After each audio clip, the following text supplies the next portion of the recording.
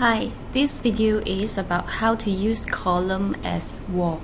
We can set the wall height at 2 settings here, but this is to set the height of all walls. Say we change it to 2008 now.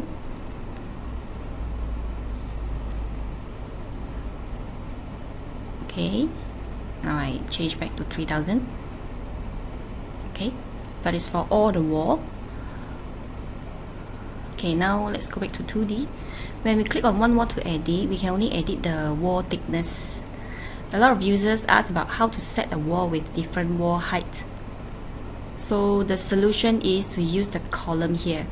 Okay, to do so, you simply drag a column up from the left here, then click on it, and we can change the size by just dragging on the white square nodes or type in the desired size on the right. Say we change the length to 120 mm, that represents the wall thickness. The thickness here means the length of wall. We can also rotate the column by pressing the circle on top. So if you want to have walls with different height, you can use the column and change the height.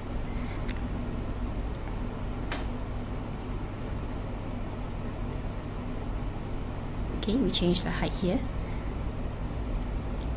Okay, let's go back to 3D and check. There you go. Okay, we can even put door window on the wall, which is the column.